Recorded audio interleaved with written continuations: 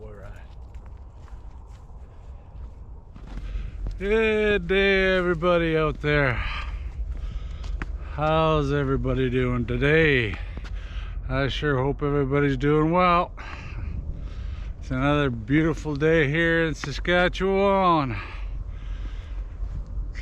Can't believe this lovely weather we've been getting.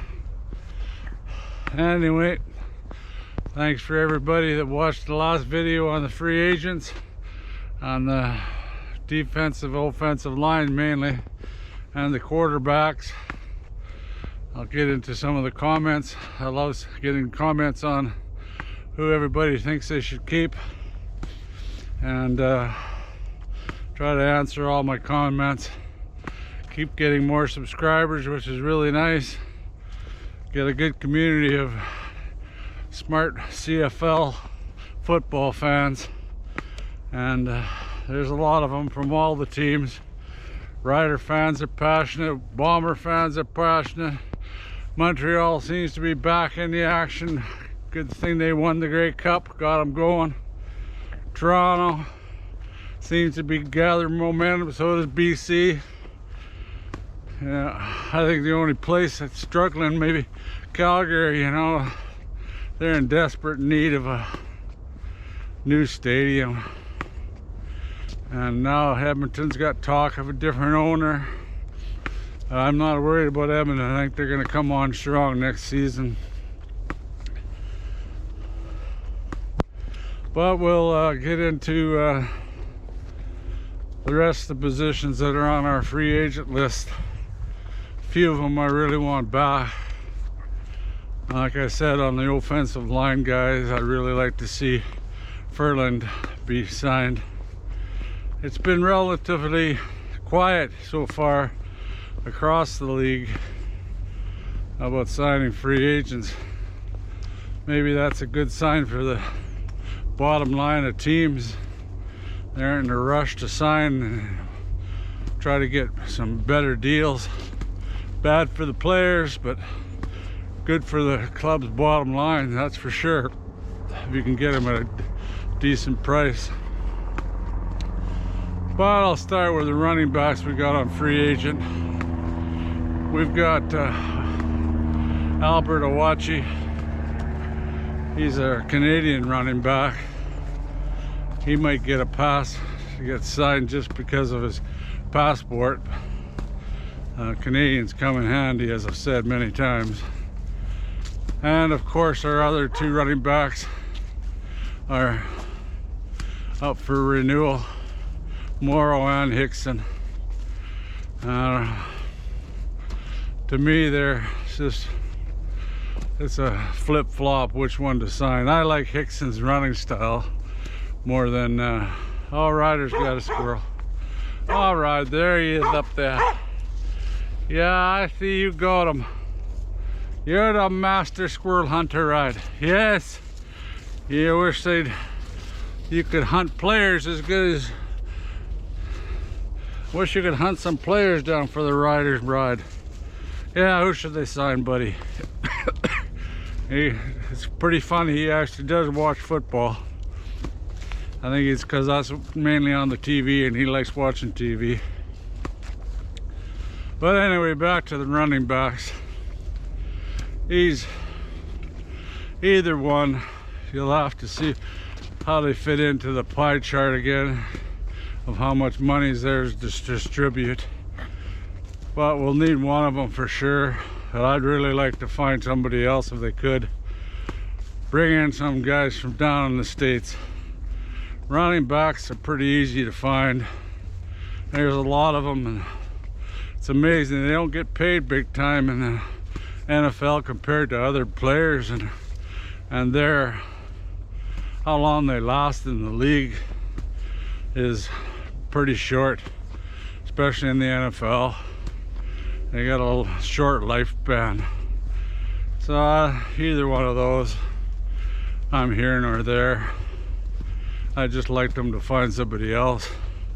Of course, the dream guy would be Oliveira out of Winnipeg, but I really think he has a really good chance of making it down in the States. he's the exact type of runner that a lot of teams look for. He can see the holes, he's got decent speed, and if there is no hole, he'll make one. And I don't think we'd be able to get him anyway. It'd be pretty costly. Any team would be pretty costly, but that might be a cost that's worth taking on, because it's a valuable runner, that's for sure. Oh, here's a hello. Come on through. Oh, hello. Oh, yeah. Saskatchewan Roughriders. Yeah, he's a Rider fan, that book. Wow. Yeah, he's a Rider fan. Hi. Whoa. Oh, yeah, you like your free pets, don't you, Rider? Yeah, okay, come on. Anyway, then we'll move on to the receivers that we gotta keep or should keep or might keep. And like one of my comments on my page there was Sean Baines. I couldn't agree with you more. That guy's a pretty valuable player. Caught a lot of passes right down the middle, and they used him for when they really needed that first down. And he didn't drop that many. And he gets a bit of yak yards too. I liked him. If anybody can go back to last year's camp, I had a video talking to him. He's one of the guys that are really friendly, and came over and chatted. But anyway, he's one I'd really like to keep, that's for sure. The only other wide receiver on the list is Tevin Jones, and he'd be a 30% sign for me. Like, he'd either be really good or really poor. He'd pick off get some nice passes, and he was only he caught some long ones for us at least, but he dropped several too. And he would be my 30% guy. We still got Emilus and Shaker Baker, and I'd be trying to bring in a few prospects for camp, and if you can get them real cheap, I guess I'd sign them, but otherwise forget it. Somebody else would sign them. It's just the way I think. We've got to find, the Riders have to find a long ball threat, a legitimate speedster. And the one guy that they use as a punt returner, he's Alfred Mario. He's a free agent too, and like, he was a 50-50 guy too all season. He was nowhere to be seen for a while, and had a few early, and like, I don't know why, if they think he's so useless, they don't use him much on the down-to-down plays. And if he's got that speed, we need somebody that can stretch the field and get wide open early, not late, early.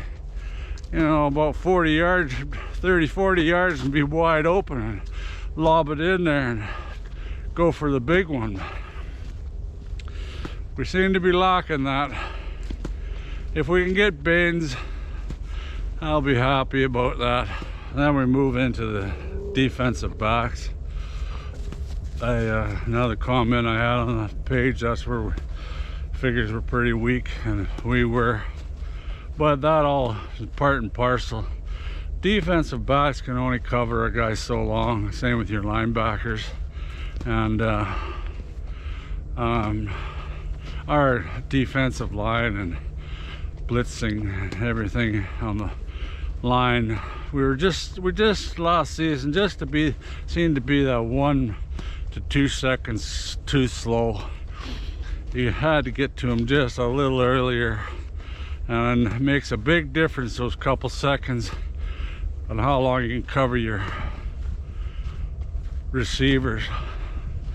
But there's one guy for sure I'd like to get back into DBs is Revis. I liked Revis, and he was, I always watch the players even once where games are out of control and we on them got a hope, and he always seemed to be still going hard. And I didn't mind Amari Henderson either. He wasn't bad either. Well, Deontay Williams too, he was still going hard in games too, but I don't think he's a free agent. And one guy that is Clark, and I don't know, that's another one though, how much you can get him for. He was okay at times, but again got beat several times. Same as, well, we don't have Marshall anymore. We're gonna have to look for another corner. Then we go to the linebackers, and I suppose the main one is Larry Dean. A lot of people like him, but to me it'll be funny. I wonder how much they can get him for, but he's a 50-50 really for me, to tell you the truth. Like, he led our club and he was right up there in the defensive tackles, but you know, a running game, he was stopping them 8 yards deep. You know, like, it's different taking a guy head on and hitting him or chasing him from behind and grabbing him. And that's the way Dean was making most of his tackles, was from behind. And that's after they've gained 8 yards or on second down got a first down. Sometimes he stepped right up in the hole and the guy run right by him and he missed him. Like, I don't know how many times I watched that happen. And his coverage is just adequate for receivers. And another linebacker that really disappointed me this year was Tetz. Again, another one with the right passport. And yeah, I suppose you have to try to get him signed. I'd hate to lose him. And he comes up and gets stronger. The guy, again, I said before, it really pissed me off when we lost the Canadian linebacker Judge to Calgary. I'd have paid bigger dollars and kept him. He was a valuable Canadian and a really adequate linebacker, really good blitzer and cover guy, good all-around linebacker. And Tetz, you know, in his first season that I liked him, and then he got hurt. Like I said, oh boy, he was my major signing the year that he was a free agent. Before this, I was happy we got him, and then bang, he gets hurt right off the bat, gone for the season. But then he come back this year, I don't know, he didn't seem like the same guy. But it's, again, we'd probably have to keep him because of his passport. You know, that's the rules of the league, and I'm not against those rules. I like the Canadian content. It keeps our boys interested down around here that play in the junior leagues and the University of Canada, the universities in Canada, and I love that football. It is really getting good, university football. And there's nothing the matter with junior football either. I guess it helps when you're in a town with the Hilltops that have the #1 team in Canada for amount of wins. Train whizzing by here. Hope you can hear me. You can always tell how good the economy is, how much goods are moving around. And lately they seem to be picking up again.